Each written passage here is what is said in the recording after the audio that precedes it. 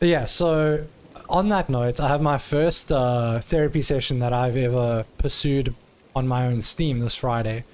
And I'm really scared because I have many, many years of trauma and crap to unpack, but also excited, you know, to get control of my emotions and my feelings and my mental health, and me to have control of them and not them to have control of me. So I'm excited. I can't wait for Friday. You know, honestly, just setting the session up improved my mental health like you won't believe. Like, just knowing that it was coming, knowing that I had taken a positive step to do something about it, improved my state of mind massively over the last like month or so since I made the appointments. Thank you, dude. Thank you so much. Let's have a little round of applause for all the people who are brave enough to face their mental health issues every day and to take the steps they need to take care of themselves, just like going to a doctor. Let's give a little round of applause to people taking positive steps for their mental health. It's the right thing to do, guys. If you need help, seek out the help. So happy for you. If it makes you feel better, while Cal is just doing some pull-ups here, we can just discuss this. So happy for you.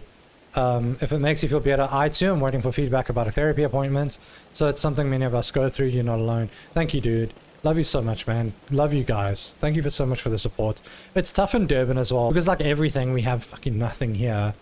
And things aren't well advertised or whatever. So it's actually hard to find a therapist if you've never had your own one. Snaps. If you've never had your own one in Durban. But I managed to get hold of a therapist who helped my dad and I with a very traumatic event about 10 years ago. And she was phenomenal, but she was super old at the time. At the time, 10 years ago. So I was convinced she was no longer practicing, and I found her, she's still practicing. So I trust her a lot, and she helped me before. So stuff, hey, I speak to mine who's in South Africa. It's so necessary, man. It's like going to the doctor. You just gotta do it. Especially since the pandemic has accelerated people's mental health issues to a degree I think never before seen.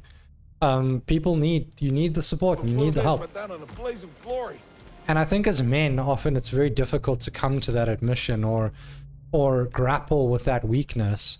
And we have a fear of exposing sort of our emotional side in many cases. So it's I think if anything, you're a much stronger man if you're able to do that. So those Jedi. Real tragedy. Super tough, and trying to find a gay-friendly therapist in the city who really understands things, it's a task. Yeah, that is tough. If you need a recommendation or you're looking for someone, I can give you the lady that I worked with before who's brilliant. She's excellent.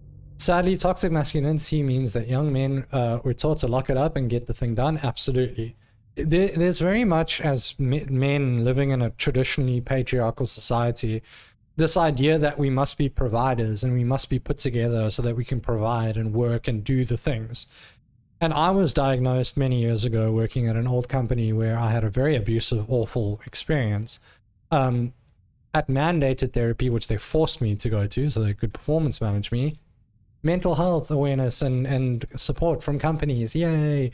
But I was diagnosed with functional depression and anxiety back then, which basically means that you can be severely depressed and on the face of it be completely functional and you can do your job, and you know, when you talk to people you seem very put together, but secretly you're intensely depressed. And some people are able to do that when they're depressed. They're able to function, but it doesn't mean that they don't have crippling depression. And I think that's a byproduct of men very often feeling like they have to be put together and they have to put on a brave face and they've got to be strong for their family. And it's very difficult to fight that urge and to give in to unpacking emotions which you feel may cripple you and your ability to do that. So I think it's one of the bravest things that a person can do. And I say this not to toot my own horn. I say this because I'm terrified of it, and overcoming that terror to go and get help is one of the hardest things I've ever had to do. And still have to do. I haven't freaking driven to the appointments on Friday, so we'll see. I've tracked it to my grandfather's generation, who taught my dad's generation, who tried to push it to me. And I think we're lucky to have the society that then encouraged us to look for help and break it down. Exactly.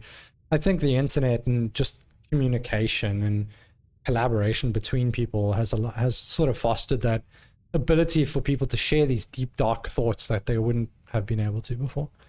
I once asked the gent, "Oh, hey, how are you, pal?" And he started crying. 100%, man. It can be as simple as that, like genuinely. What makes you think I want out of It's here? so sad. Come on,